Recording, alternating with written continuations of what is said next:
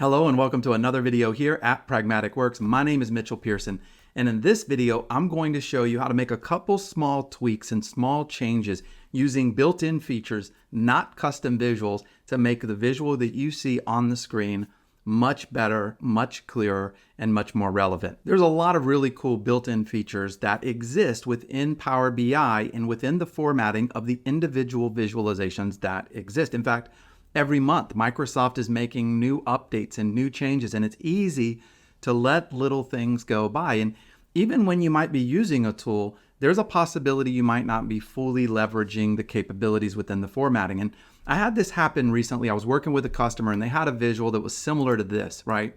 They had sales by year, and they had the country on the legend, and they were trying to compare like this metric for this country, but across years. And I'm like, I really don't like the way that looks. So now we're at a situation of, do we switch to like a line chart and have the various countries as their own line? Or do we maybe do something else? And what I wanted to do, and what I encouraged the customer to do, was I said, let's do small multiples, right? So let me show you real quick as we're getting started, the finished product that I just threw together here. And then I'll show you kind of how we get there and get to that finished product. So this right here is the same chart, clustered column chart, right there, same exact chart I used on the other report. But the big difference is that I put the country on small multiples, and I really love this view. And I'm going to talk about it, and then I'm going to show you very briefly in this video how to set this up. So what I've done here is I have each of the different countries kind of in their own small box. So now I'm looking at France. I can see France across 2005, 6, 7, and 8 and how it's trending. I also put in here a nice, awesome little X constant line to say, look, this is what it was before COVID, and this is what we've done after COVID. And that could be anything. That could be before we changed marketing campaigns, before we did our renovation, before we did this, before we started selling this new product, right? So I really love this constant line that I have separating my x-axis here as well. And then there's a little bit of a shade.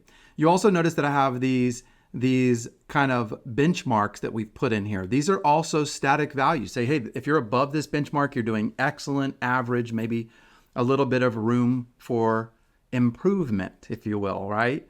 And so this is just, and I could have done a little bit more here as far as making this look better. I did throw this together pretty quickly, but that's the thing.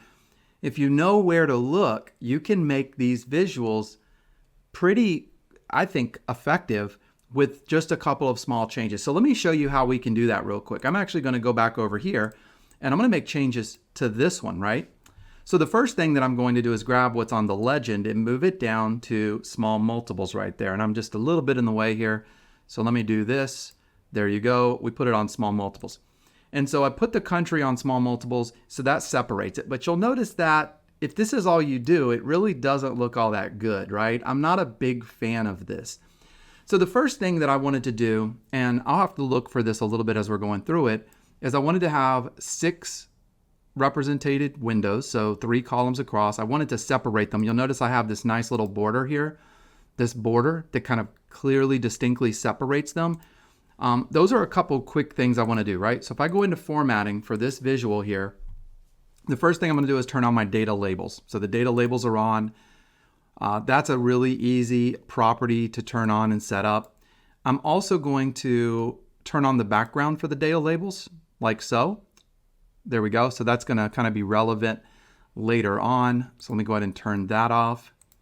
And then under columns, you can change the colors here. So I wound up, to separate the different years, I kind of just went with a little purple here, right? So I went with like a dark purple, and I just walked down the line here a little bit.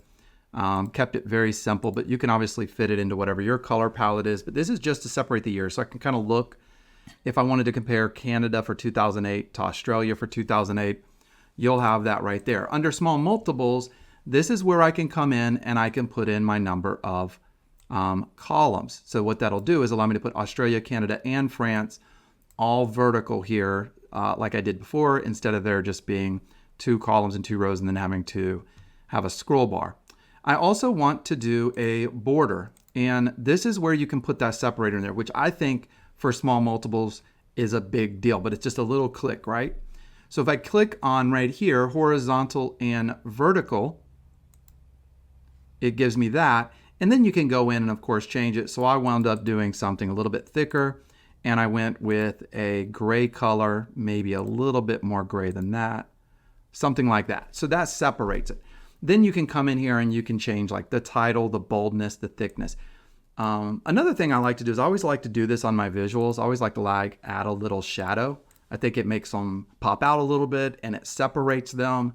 I think that helps out a lot. So this is so far pretty cool, right? I think even by itself, like this is good. But the customer I was working with that I was helping out, they wanted to do a little bit more, right? And so if you look at what we have right now and you compare that to this, it's very similar, but this one has some interesting little thresholds and some benchmarks, right, that we put in here. And that's what I want to show you now. How can we go in there and do that? And the title is the title, right? If you want to change the title on this visual, let me click on it, go back over to formatting, go to general. You can come in here and you can kind of put it in the middle, make it a little bit bigger there, make it bold. I wound up making the text color similar to match the rest of it, right? Something like that. And then I also named it. I just said total sales by year, by country, or by country, by year, something to that effect. And then go with maybe like a 16 there. So that was that. That is good there. And then there's subtitles and dividers and other things you can do. So what I would encourage you to do is click the different things and just see what they do. That's how I learn a lot of the feature functionality that exists in here. Now we're going to go over here and we're going to click on this little magnifying glass here, add further analysis to your visual. And so if I click the X constant line, this is going to give me that vertical line that's based on the X axis, not based on the value. So this is kind of cool. If I say add line right here, I can give it a name. So that's the first thing that I want to do is go ahead and just give it a name. And so let me call this one something like pre-COVID. Again, you could call this like, I think I called my other one COVID. You could call this a couple of different things, right? Depending on what that line represents for you. Like what was the cutoff there? I worked with some schools, and the schools, same thing, right? They had testing grades that were during COVID period, and then they had testing grades after, and they wanted to be able to clearly see on the visual the difference. Well, this works for that, right? This is very, very cool. And actually you could have two of these lines, one at the beginning of that period and one at the end, to really kind of shade it out. So just think about that. This is kind of cool. All right, so we have that. The line, I'm going to put the line at 2006.5, right in the middle of 2000 of my data here that I have that I'm working with, right? So I'm going to go with 2006.5. I got a nice little blue line. Usually I'll maybe make that black, which with some transparency looks gray right there. So that looks pretty good. Now I'm also going to turn on shading of the area right here.